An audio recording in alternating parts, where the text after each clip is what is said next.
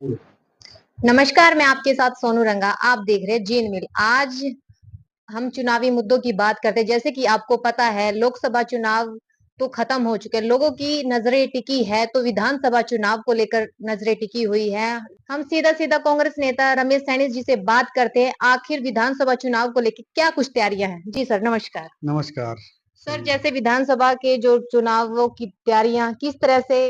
जींद विधानसभा के अंदर हमने अपने बूथ तक के एजेंट बना दिए हैं। एक बूथ 10 से 15 हमारे यूथ उसके ऊपर रहेंगे और प्रदेश के अंदर पूरे हलके के अंदर हमारा जो संगठन है वो तैयार है और चुनाव के लिए हम प्रिपेयर हैं, तैयार हैं।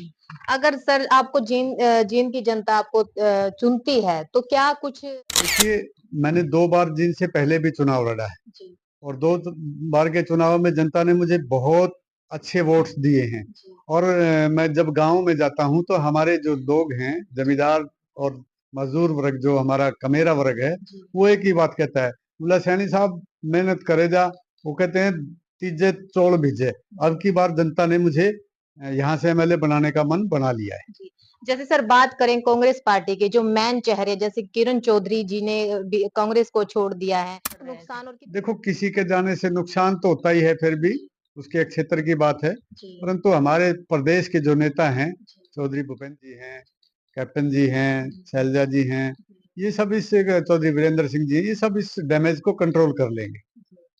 सर जैसे बात करें, जेपी सर ने एक सुर्खियों में बात चली हुई है, जो महिलाओं को लेके एक शब्द का कहते हैं कि जनता का कहना है कि उल्लंघन की है, कि महिलाएं देश की औरतें मतलब राजनीतिक नहीं चला सकती। उसको लेके क्या कहोगे? नहीं, देखो, वो तो जयप्रकाश जी के अपने विचार हैं। जी। परंतु मेरे विचार के अनुसार ये कोई जरूरी नहीं कि भाई किसी की विरासत लड़का ही हो। जी। लड़कियां भी विरासत बहुत जी, संभालती हैं कहाँ और देखते हैं आप, राजनीतिक। मतलब कितनी सच्चाई है उनकी, ये शब्दावली कैसे रहे? नहीं, ये तो वर्ल्ड के अंदर आप देखिए, हमारे देश में ही लड़का प्रथा है। जी। विदेशों के अंदर लड़का लड़की को समान समझा जाता है। जी। और हमारे देश के अंदर भी जवाहरलाल नेहरू की बेटी इंदिरा गांधी ने उसकी विरासत को संभाला। जी। और कितनी ऐसी कुमारी शैलजा जी हैं, ये अपने फादर की विरासत को संभाल रही हैं। तो बहुत महिलाएं हैं जो अपनी विरासत को संभाल रही हैं राजनीतिक। सर आप जींद की मिट्टी से जुड़े हैं, अगर जींद के भविष्य की बात करें, क्योंकि यहाँ पर वादे तो किए जाते हैं लेकिन वादे से मुकर जाते हैं, तो जींद का विकास बिल्कुल जीरो डाउन पे है। अगर जो पढ़े लिखे युवा है उनकी बात करें तो क्या कुछ करेंगे, जीत जाते हैं? देखो, हरियाणा को बने हुए 57-58 साल हो गए। जी। और 58 साल के अंदर जो भी नेता जी। किसी भी पार्टी का जी। यहाँ से चुनाव जीत के गया, जनता ने बड़ी शिद्दत से उसको एमएलए बनाया। परंतु उन्होंने यहाँ की जन भावना के साथ खिलवाड़ किया। मैं भी उन्हीं लोगों में से हूँ जिनके साथ खिलवाड़ हुआ। तो उसी बात को लेकर के एक जिज्ञासा मेरे मन के अंदर आई। इसीलिए मैंने 2009 में जो चुनाव लड़ा और 2014 में लड़ा। और उसी बात को देख करके कि भी हमारे जींद का विकास हो, हमारे बच्चों को रोजगार मिले, हमारे बच्चों को अच्छी शिक्षा मिले, बुजुर्गों नौजवान साथियों को अच्छा स्वास्थ्य मिले।